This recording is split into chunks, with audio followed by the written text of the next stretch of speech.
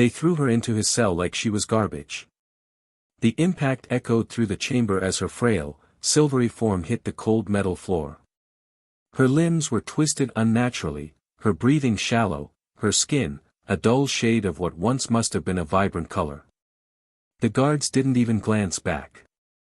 They laughed, muttered something about entertainment, and sealed the thick door behind them. Jackson Wells, former combat medic, prisoner of the Karkari Empire, watched her with a tight jaw and clenched fists. She wasn't even human. Her skin shimmered faintly under the flickering ceiling lights, with patterns like starlight etched into it. Her hair was translucent, trailing across the floor like strands of liquid crystal. But what caught Jackson's attention wasn't how alien she looked, it was how broken she was. They'd torn her apart, inside and out. She was barely breathing. Her chest rose unevenly, and her eyes, glassy and distant, flickered with confusion and pain. Jackson knelt beside her, ignoring the constant ache in his own ribs, the result of another beating earlier that day. He gently touched her neck, feeling for a pulse. Weak, but there. "Hey," he whispered. "You're not gonna die. Not on my watch." He didn't know her name. Didn't even know what species she was. But he knew this wasn't a gift. It was a sick joke. The Karkari loved to break spirits. Giving a dying creature to another prisoner was just another twisted game to them, watch him try to save her, then watch her die anyway. Or worse, expect him to use her, like others might have. But Jackson wasn't like the others. Over the next few hours, he worked.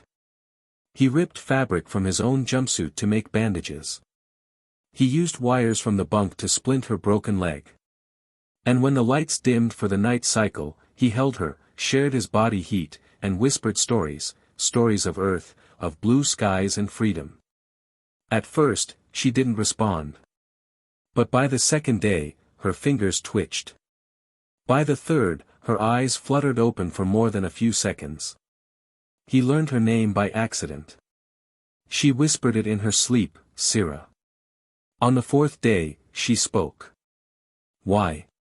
Her voice was raspy, alien, but the word was clear. "Why help me?" Jackson looked at her, surprised. He hadn't expected her to speak so soon. "Because you're alive. That's reason enough." She stared at him, searching his face like she couldn't quite believe him. No one helps for nothing," she croaked. Jackson chuckled dryly. "Then maybe it's time someone did." As her strength returned, Sira told him bits and pieces of her past. She had once been a healer on her homeworld. Captured during a raid. Tortured for information she didn't have. Eventually deemed useless, until some officer decided to toss her into Jackson's cell as a twisted form of amusement. Weeks passed. Sira's body healed slowly, but her spirit took longer. Every time the guards approached the cell, she flinched. Jackson started standing between her and the door, not just to protect her, but to remind her she wasn't alone anymore. And then, one night, the alarms blared. An explosion rocked the compound. Jackson's first instinct was to grab Sira and shield her. But she was already moving, weak but determined. She gripped his hand, pulling him toward the far wall. "I know a way out," she said. "I memorized the guards' paths, vents, maintenance shafts." "Wait, what?" Jackson blinked. "You've had an escape plan?" Sira looked at him, her eyes sharp now. "Alive. I never had a reason to use it. Until you." The two of them crawled through filth-covered ducts, dodging Karkari patrols. Jackson lifted her when she stumbled. Sira guided him when he lost his bearings. They were a team now, bonded by survival, by trust, by something unspoken. They reached the outer wall just as the firefight began. A rebel fleet, allied species sick of Karkari rule, had launched a surprise attack. Ships roared above, and debris rained from the sky. But their path was clear, a narrow corridor leading to a stolen shuttle. Blaster fire lit the air behind them. A Karkari soldier raised his weapon. Syrah pushed Jackson out of the way, and screamed. The bolt struck her in the side.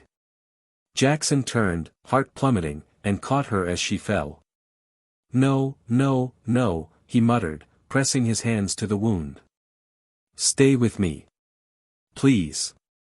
Syrah gritted her teeth. Go. Leave me. Not a chance. He dragged her into the shuttle, hit the launch controls, and barely managed to steer clear of falling wreckage. The stars stretched into streaks as they jumped to hyperspace.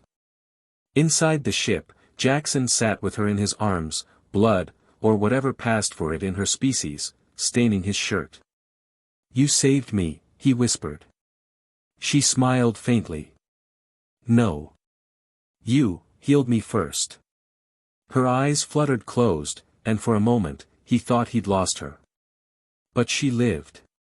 Weeks later, aboard a medical vessel of the Allied fleet, Syrah stood beside him, no longer broken, no longer afraid. And Jackson, scarred but alive, walked with her into the future. They had given him a broken alien girl for entertainment. He gave her back her life. And in doing so, he found his own.